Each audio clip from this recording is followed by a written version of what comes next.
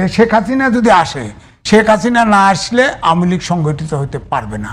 2 ট্রাইব্যুনালে বিচার আছে, এখন অপেক্ষা করতে হবে যে আওয়ামী লীগ আদৌ বৈধ সংগঠন থাকে কিনা, বা গণহত্যাকারী সংগঠন হিসাবে সন্ত্রাসী সংগঠন হয় কিনা। যেমন ধরুন, শেখ হাসিনার উন্নয়নের নামে অনেক চুরি হয়েছে। শেখ হাসিনা থাকাকালীন টকশোতে আমরা বলছি, শেখ হাসিনা যাওয়ার পর যে সরকার আসছেন তিনি বলছেন, তিনি নির্বাচন দিয়ে যাওয়ার পর যে সরকার আসছে তারাও বলতেছে তারা যা অপরাধ করেছে অমার্জনীয়। এই শব্দ পাইছেন তো আপনি? হ্যাঁ, পেয়েছি। তা আপনি যদি বলেন যে অপরাধ করছে সেই অপরাধের অপরাধের ক্ষমার অযোগ্য, এই কথা তো সরকার থেকে বলা, আমার থেকে বলা আর মাঠের লোক থেকে বলা সেম টেক্সট, কিন্তু অ্যাকশন তো নিতে হবে। আপনি বলে ছেড়ে দিচ্ছেন টাকা পাচার হইছে, লক্ষ কোটি টাকা পাচার হইছে, বলে ছেড়ে দিচ্ছেন, মানে ছেড়ে দিচ্ছেন, পরবর্তী স্টেপটা কোথায়? এই কথা তো নতুন বলা হচ্ছে না, এই কথা তো 5ই আগস্টের আগেও বলা হয়েছে। 5ই আগস্টের আগে যারা আমরা টক শো করছি সেখানেও বলছি যে উন্নয়নের কাজ হচ্ছে, কিন্তু উন্নয়নের সাথে ব্যাপক চুরি হচ্ছে। তখন তারা ক্ষমতায় ছিল, ধরা ছোঁয়ার বাইরে ছিল। ক্ষমতার থেকে যাওয়ার পর তো আর্কাইভে সব কাগজপত্র আছে, আছে না?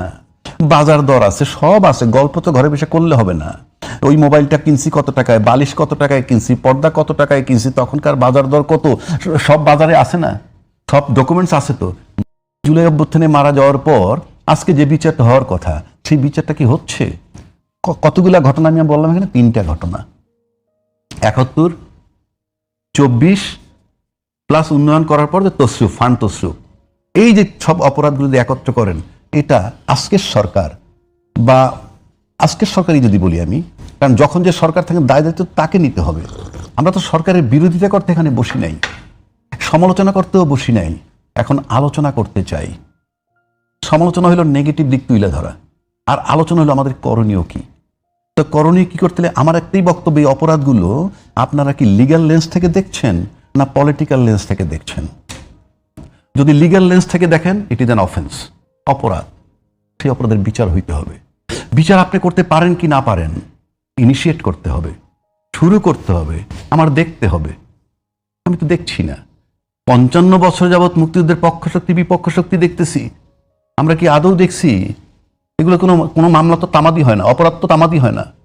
আদৌ কি বিচার হয়েছে? তাহলে কি আপনি পলিটিক্যাল লেন্স দিয়ে দেখতেছেন? পলিটিক্যাল লেন্স মানে কি? আমি পলিটিক্যালি ব্যবহার করব, স্টপ ইট। আপনি যদি পলিটিক্যাল লেন্স দিয়ে দেখেন তাহলে ভাই বন্ধ করে দেন, আমরা সামনের দিকে যাই। একদম পরিষ্কার বলে দেন, মাপ চাইলে মাপ হয়ে যাবে। বরং তারা তো সেভ করতে আসে জামাতকে, আমাদের পক্ষে কথা বলছে। হ্যাঁ, এই কথা বললে সেভ হয়ে যায় না? আজকে সেটা বলে হ্যাঁ যাত্রীর কাছে ক্ষমা চাইলাম, এরপরে কি ক্ষমা চাইছে মানে অপরাধ? এটা 164 স্টেটমেন্ট হয়েছে, তাই আপনি রাজনীতি করতে পারবেন না, হবে? তারপরে হাসিনা বলবে আমাদের ক্ষমা করে দেন, 164 স্টেটমেন্ট হবে? সেই জন্য বলছি পরিকল্পিতভাবে রাষ্ট্রটাকে কিভাবে দেখছে। এই রাষ্ট্র বলতে আমি এই সরকারকে বলছি না, অতীত সরকার সহ সবাই, প্রত্যেকে এগুলাকে রাজনৈতিক লেন্স থেকে দেখে আসছেন। এটা জাস্ট একটা মানে আপনার কোনো ইস্যু নাই। এবং পুরা দেশটা আমরা সবাই মিলে এমন জায়গায় গেছি, আমাদেরকে কে এই বয়ান শিখাইছে, এই বয়ানের ভিত্তিতে আমরা দেশটাকে আগায় নিতে পারতেছি না, থেমে আছি। এখন আওয়ামী লীগের বিচার করব, আবার জামাতের বিচার করব। তবে একটা ঠিক, ওই জায়গাটা কি বলবেন যে একেবারে সরকারের পক্ষ থেকে সরকার একদম সিনিয়র মন্ত্রী একেবারে বলছেন যে সেই জায়গাটা আসছি। তবে একটা জিনিস বলতে পারি, পলিটিক্যাল লেন্স দিয়ে আওয়ামী লীগ দেখবে না একটা ঘটনা, সেই ঘটনা 24-এর অভ্যুত্থান। যদি কখনো তারা ক্ষমতা ফেরত পায়, ইনশাআল্লাহ তাআলা আপনি নিশ্চিত থাকতে পারেন, তখন আর তারা এটা পলিটিক্যাল লেন্স দিয়ে দেখবে না, লিগ্যাল লেন্স দিয়েই দেখবে। মব জঙ্গি বইলা আজকে যারা আছে 70 বছর বয়স হইল তাদের মৃত্যুদণ্ড দেওয়া হবে, এটা আপনি মোটামুটি নিশ্চিত থাকতে পারেন। এবার আসেন, আপনি দায়িত্বশীল মন্ত্রী কি বলছে? দায়িত্বশীল মন্ত্রী বলছে যে আমরা সব রাজনৈতিক দলগুলোকে তাদের কর্মকাণ্ড করতে দিতে চাই, এবং সেটা আমরা ফলো দেখছি যে আওয়ামী লীগের অনেক নেতাকে এখন জামিন দেওয়া শুরু হয়েছে এবং একটা আলোচনা শুরু হয়ে গেছে সব জায়গায়। হ্যাঁ, এখন আওয়ামী লীগ এটা আসলে কি, এটা রাজনৈতিক এটা হলো বক্তব্য? এটা হলো আমার কাছে মনে হয় কি জনগণের সাথে ডিপ্লোমেসি করা। কেন বলছি কথাটা? এবং আপনি দেখেন নির্বিকার আমরা মেনে নিচ্ছি। যেমন ধরেন ভাই, যেটা ক্রিস্টাল ক্লিয়ার যে শব্দটা, সেটা কি? গণভোটে হাতে ভোট দিবেন। এইটার অর্থ কি বাংলাদেশে কেউ ভাববে যে গণভোট পাশ করার পর বলা হবে গণভোট আইনে নাই, সংবিধানে নাই? আবার গণভোট কি জুলাই সনদে আমরা স্বাক্ষর করতাম না, বাহানা হইতে পারে নির্বাচন নিয়ে। নির্বাচনের আগে বললেন আমরা সবার আগে স্বাক্ষর করেছি, বরং যারা জুলাইয়ের পথ চেতনার পক্ষে যারা, তারা অনেকেই তখনও স্বাক্ষর করেন নাই, এ কথাও তো বলা হয়েছে। তারপরে যখন ভাই আপনি নির্বাচনের পর এটা বলতেছেন বাহানা না হয় যাতে, সেজন্য তার মানে কি আপনাদের ওই যে সুস্পষ্ট পরিষ্কার বক্তব্য ওই হায়ের মধ্যে ছিল অ্যাবসোলুটলি না, তাই তো আপনি এখন এটা করছেন। তাহলে কি আপনি একবারও ভাবেন না আমি তো জনগণকে বললাম কি আর করছি কি? এই কথাই কি মনে হয় জানেন, এই কথাটা তখন মনে হয় যে ভোটের উপরে নির্বাচন হয় না, জনগণের ভোট লাগে না। নাহলে জনগণের ভোট লাগলে গুরুত্ব দিবে না কেন? ওই যে ইঞ্জিনিয়ারিং কথা আমরা শুনি, এই ইঞ্জিনিয়ারিং সিস্টেমে ডিসাইড হয়ে যায় কারা করবে, কাজে ভোট ইম্যাটেরিয়াল। তা নাহলে আপনি বলেন না এরকম ইউটার্ন নেওয়া যায়, বললাম একটা করতেছি আর একটা, এই ইউটার্ন নেওয়া যায়, কেউ নিতে পারে? 51% লোক আপনাকে ভোট দিল, 70% লোক গণভোটে ভোট দিল, আমরা সবাই ইউটার্ন নিয়ে নিলাম। কেন কথাটা বলছি? এই যে হায়ের ভিতরে না, যেটা পরিষ্কার করেন আফটার ইলেকশন। তাহলে আপনারা যে নির্বাচন আওয়ামী লীগের কার্যক্রম নিষিদ্ধ করছেন to get the popularity of the people, ওইদিকে আইন করছেন, এইদিকে ধরছেন না। তার মানে হায়ের ভিতরে না, নায়ের ভিতরে হ্যাঁ। অর্থাৎ আমি কাগজে কলমে দেখাচ্ছি রাজনৈতিক কর্মকাণ্ড নিষিদ্ধ, কিন্তু মাঠে হচ্ছে। তার মানে ওই গণভোটের মতোই, ওটা হয়তো আন্ডারস্ট্যান্ডিংও থাকতে পারে। কারণ এই সেকেন্ড আর একটা চ্যাপ্টারে আসেন, শেখ হাসিনার প্রতি ইনসাফ করা হবে, এই কথাটার মানে কি? আপনার না, শেখ হাসিনাকে ইনসাফ করা হবে না, যদি উনি দেশে আছেন, ন্যায় বিচার মানে তো ইনসাফ। No, who has told you? ইনসাফ কি আপনি করবেন না কোর্ট করবে? আদালত করবে। আদালত ইনসাফ করবে না, বিচার করবে। ইনসাফ ও বিচার একই। নো, শুনেন না, আমি শেষ করতে দেন। একজন আসামির জন্য ন্যায় বিচার ইনসাফ কোনটা? আসামির বুঝতেছেন না? না, ঠিক আছে, একজন আপনি বলছেন যে ওই জায়গা থেকে বলতে পারেন কিনা। না, আসেন না, আপনার কাছে একটা লোক দণ্ড হয়েছে, আপনার কাছে আসছে পলাতক ফর এক্সাম্পল, আর ঠিক আছে তুই যা স্যারেন্ডার কর গিয়ে, কথার কথা স্যারেন্ডার কর গিয়ে, তোর প্রতি ইনসাফ করা হবে, এটার অর্থ কি দাঁড়াবে তার কাছে? আপনার সাধারণ জ্ঞানে বলেন, তার কাছে অর্থটা কি দাঁড়াবে? সে মানে এই ইশতেহারের ভিতরে ছিল বিচার বিভাগের জন্য একটা পৃথক সচিবালয় করবেন, ছিল না? সুস্পষ্টভাবে পৃথক সচিবালয় করা হবে, আপনারা করবেন, ভালো কথা। আপনি করার আগে একজনে করে ফেলছে না, আপনি এসে ওইটাকে আরো কিছু সুন্দর কিভাবে করা যায় তা না করে আপনি বিলুপ্ত করে দিলেন। ভালো কিছু করবো এই জন্য বিলুপ্ত করবেন কেন? ওটা রাইখেই তো আপনি শুদ্ধ করতে পারেন। এইটা একটু আজিজ ভাইয়ের কাছে শুনি। আমি শেষ করে নেই। এটা একটা।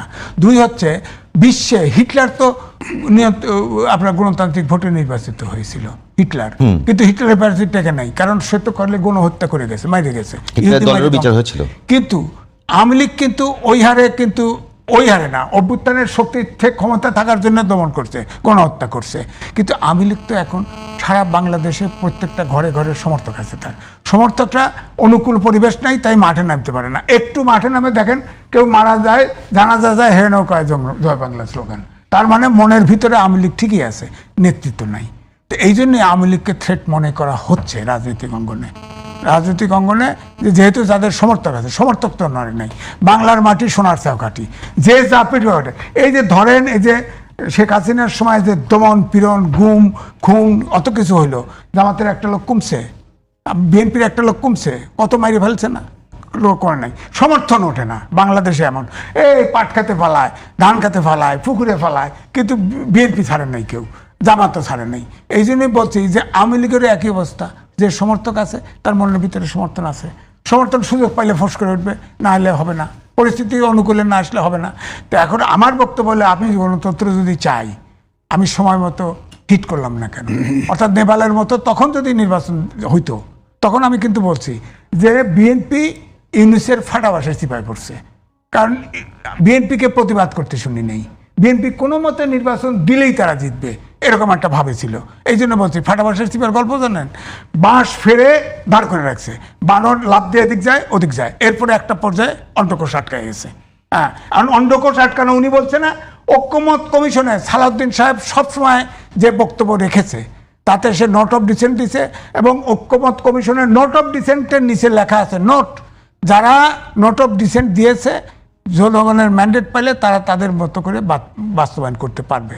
তার মানে ঐক্যমত্য কমিশন তাদেরকে দায় মুক্তি দিয়ে গেছে। সালাউদ্দিন সাহেব ওই জায়গায় ঠিক থাকলো না কেন? তারেক রহমান শেষে কইলো কে যে হাঁ ভোটে ভোট দেন, তারা ওই স্ট্যান্ডেই থাকলো না কেন? তা এর কি সাপোর্ট করতে হবে?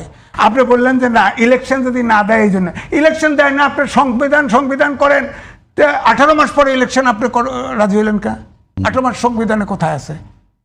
আপনি 6 মাসের ভিতরে নির্বাচন আদায় করলেন না কেন? আজান দিয়ে নামলেন না কেন মাঠে? ইংরেজ সরকার লাঠি ছিল, কয়েকজন লোক তাও চুরি বাটপাটি নিয়ে ব্যস্ত। হ্যাঁ, এখন সবগুলোর বিরুদ্ধে, প্রায় সবগুলো ইংরেজ সহ সবগুলোর বিরুদ্ধে দুদকে অভিযোগের বিচার হয় না কেন বলেন? আপনি CNN এর এক্সিকিউটিভ মারা যায়। একটা অভ্যুত্থান মানে অন্য প্রশ্ন করে, অভ্যুত্থান পরবর্তী সরকার হিসাবে ইউনূস সরকারকে মানে আপনি কিভাবে মূল্যায়ন করবেন? খুব বাজে হবে না খুব ভালোভাবে? এটা বর্গী, ব্রিটিশ আমলের বর্গী, এরা লুটতরাজ করতে দেশটারে ফোকলা বানায় দিয়ে গেছে। এই দোষটাকে মানে যে কোনো ইলেক্টেড সরকারও ঠিক করতে পুরা জনগণের সমর্থন লাগবে, এই দেশটা ঠিক করা সম্ভব না।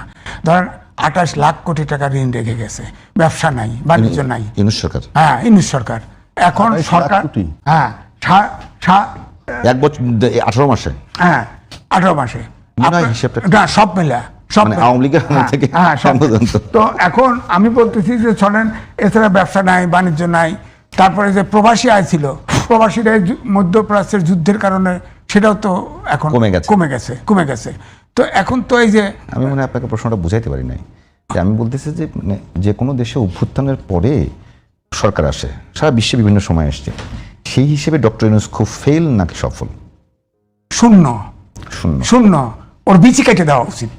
ও দেশটারে শেষ করে দিয়েছে একদম। কিভাবে যার নাম করে দিয়েছে? কিভাবে আপনি বলেন, সে আপনি উত্তরা দিয়ে বাড়ি যান, তার মতো মোনাফেক চতুর আর নাই এই বাংলাদেশে জন্মগ্রহণ করে নাই, সে বাংলাদেশেই না।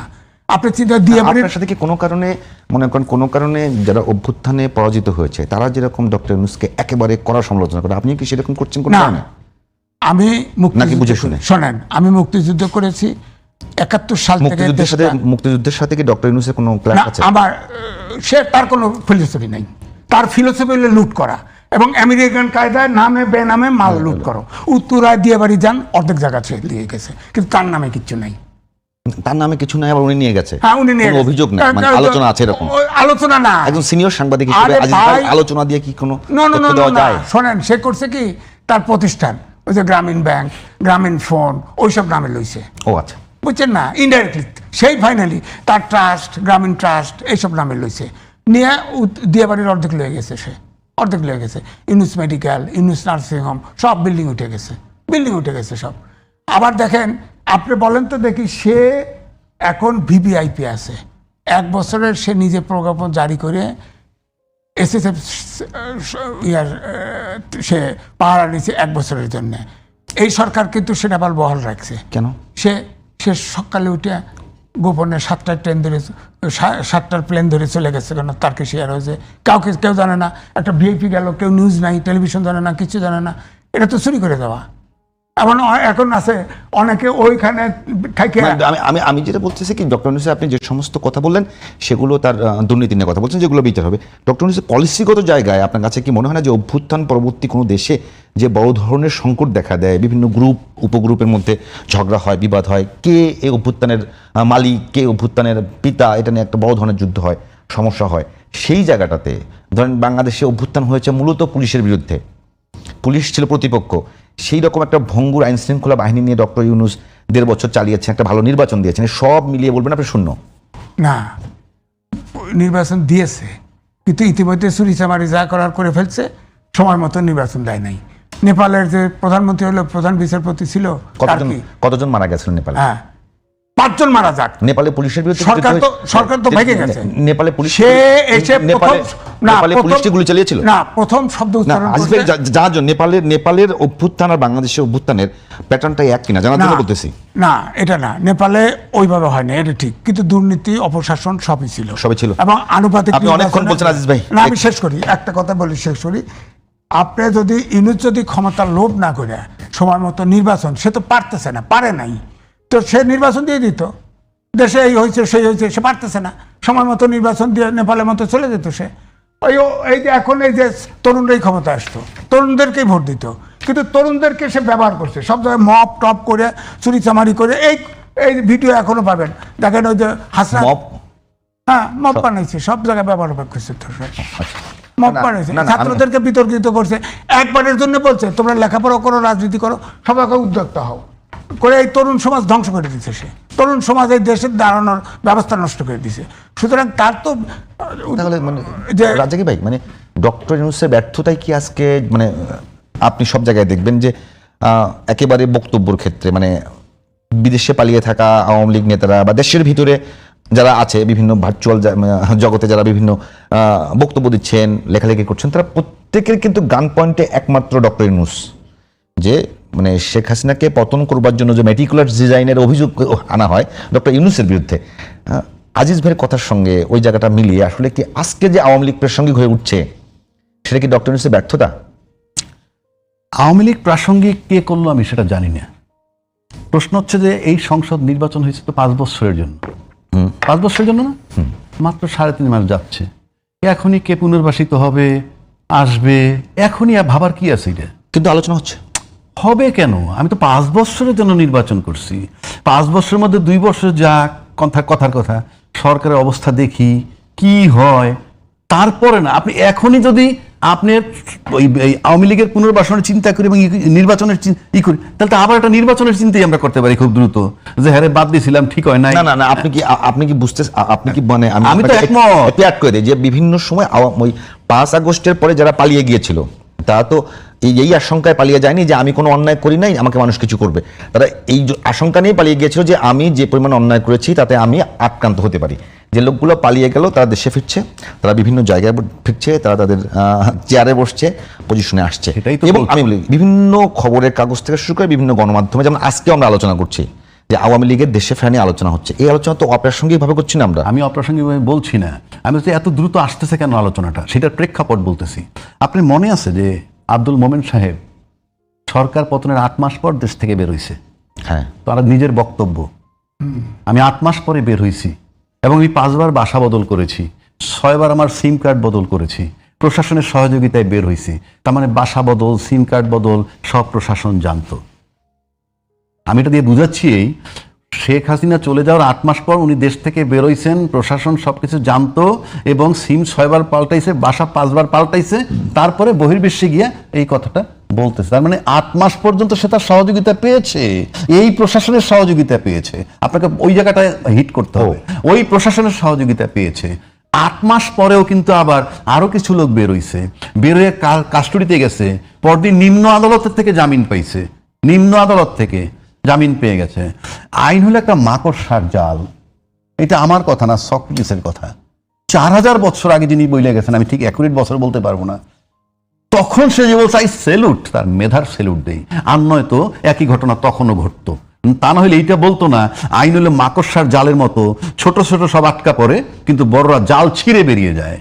আপনি বলেন 5 আগস্টের পরে 17 লক্ষ হাজার হাজার মামলা হয়েছে, তার বহু লোক কাস্টডিতে আছে, 8 মাস কাস্টডিতে, পুলিশ রিপোর্ট নাই, এফআইআর এর নাম নাই, এরকম বহু লোক এখনো হাইকোর্ট পর্যন্ত গিয়ে থেমে আছে, তারপর উচ্চ আদালতে গেলে ওখানে থেমে যায়। আবার দায়িত্বশীল ব্যক্তি ক্যান্টনমেন্টে শেল্টার নিয়েছিল, পরে এক সময় নিখোঁজ হয়ে গেল, তারপরে বের হইয়া ম্যাজিস্ট্রেট কোর্ট থেকে সে জামিন পাচ্ছে, পায় নাই? পাইছে।